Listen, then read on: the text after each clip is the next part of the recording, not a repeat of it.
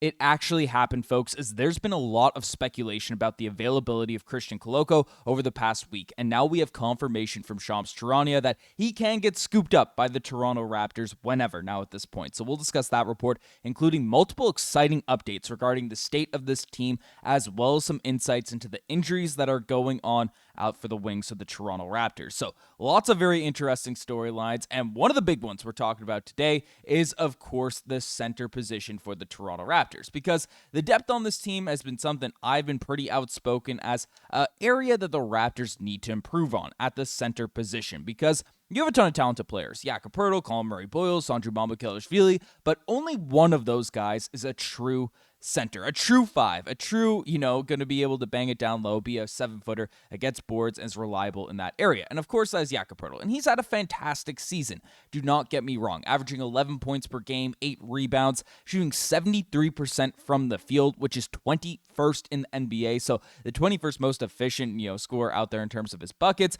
has a 72% true shooting, which is, impressive for a guy that has a poor free throw shooting percentage. But overall, he has been very, very effective out there for, 7-footer running the center spot for this team. He doesn't block a ton of shots for a regular 7-footer, but I've been very, very impressed with Jakob when he's been healthy this year. But the issue is these centers are always going to have injuries over the course of a season. No matter how well they're playing, no matter how well they take care of their body, you're a 7-footer, you're going to deal with some issues. And the Raptors don't have that depth at the center position. Colin Murray-Boyles, Mamukelashvili can play center in a pinch, but we've seen the Raptors try to run small ball 5 out there for multiple seasons, and it's just not reliable for a long stretch of time. So that's where the Raptors looking to, bring in another center has been brought up. And Christian Koloko is one of those names that is intriguing because he's formerly with the Toronto Raptors and is a player that,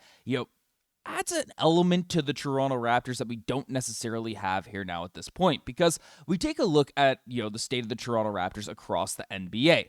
Take a look at the stats, take a look at, how this team is going, and frankly, Christian Koloko can help us in a lot of areas that would be useful, because right now the Toronto Raptors are 23rd in the NBA in total rebounds per game. And you see that there at the top right of the middle card there. This might be easier to see, but 23rd out there in rebounds per game and 24th in blocks per game. And while Jakob can be a very effective rim defender, he's mobile around the paint. He's been getting blown off the dribble when he's out there and switches in the pick and roll, but he can be an effective rim protector. He's not going to be a guy that's vertically blocking shots, that's, coming out there and swatting things away, being that Victor Wembanyama-esque rim presence. Only 0.6 blocks per game for Jakob at the center position isn't, the highest number. Whereas, you compare it to a Christian Koloko, you take a look at his stats. Again, over the course of this season, Koloko hasn't really done much out there for this team, for the LA Lakers. But in the G League, the guy is averaging 3.1 blocks per game.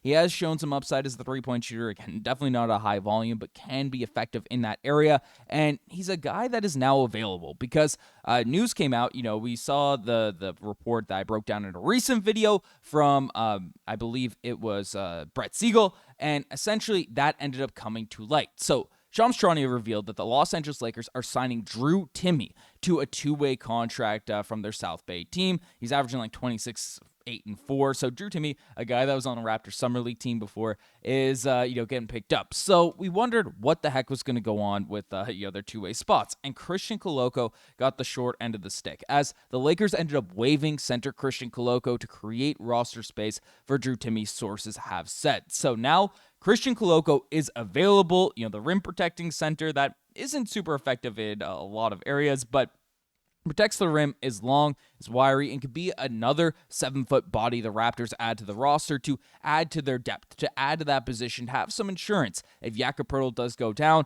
that is an opportunity the Raptors now have to bring up. And this is where I want to ask you guys, do you want to see the Toronto Raptors make this move? And if we are going to fill out that center position, let me know. Type sign down below if you want to see the Toronto Raptors sign a big man like Christian Koloko out there for cheap. It doesn't have to be Christian Koloko. It could be Bol or one of these other 7-footers that are out there on the open market. If you want to see them trade for a center, the Daniel Gaffords of the world, there's a bunch of center trade targets that are coming out in the market here in December and January. We're going to have another video on breaking down all of those options. If you want to see us trade for a player like that, type down trade. And if you want to see him do nothing, comment down nothing. I'll respond to every comment that responds to this question down below. But Christian Koloko would improve our rebounding, would improve our shot blocking. But of course, I don't expect him to play night in, night out. But if Jakob is injured, he can definitely spot fill that position. So let me know what you guys think about all that in the comment section down below. But that's not the only thing that we are talking about out here in this one, because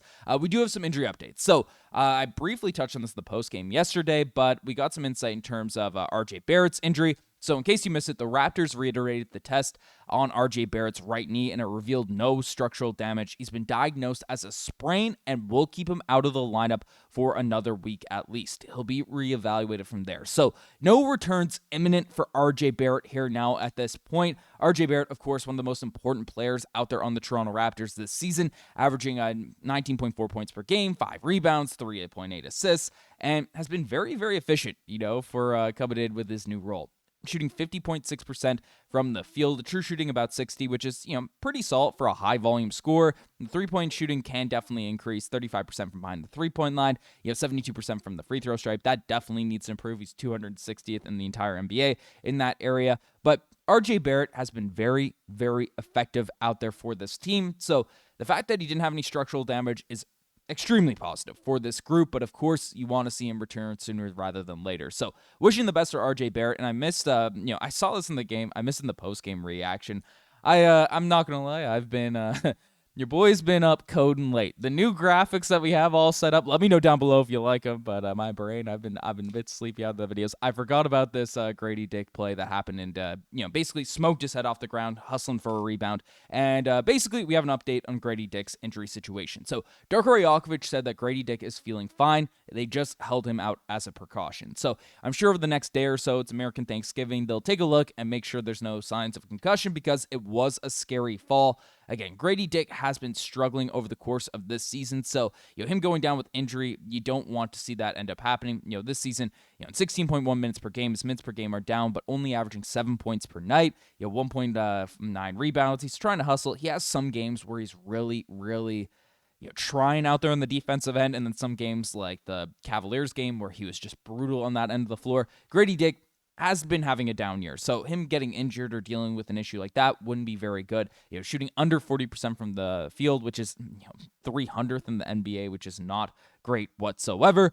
But Gradey Dick, 31% from the 3-point line. You expect all that to turn around somewhat. So hopefully he'll be healthy and there's nothing serious going on with this injury. But moving on from injuries, we do have some positive updates to discuss here, and it's leaning into Brandon Ingram, who, of course, in yesterday's game was absolutely fantastic. We take a look, 26 points, 8 rebounds, had a game winner out there over Pascal Siakam, and he had some really exciting comments post-game regarding that whole situation and give some insights in terms of the vibe of this Toronto Raptors team. So basically, Brandon Ingram came out and said that, this is why I'm here. That's as clean as I could say it regarding his game winner and that whole moment. Says, he attacked Pascal Siakam, saying, I knew he was in foul trouble. I knew he didn't want to be overly aggressive. So he was at my mercy at that point. So, targeting former Toronto Raptor, fan favorite amongst Raptors fans, Pascal Siakam. And, he came out and said, it feels great. It's practice for our end goal. So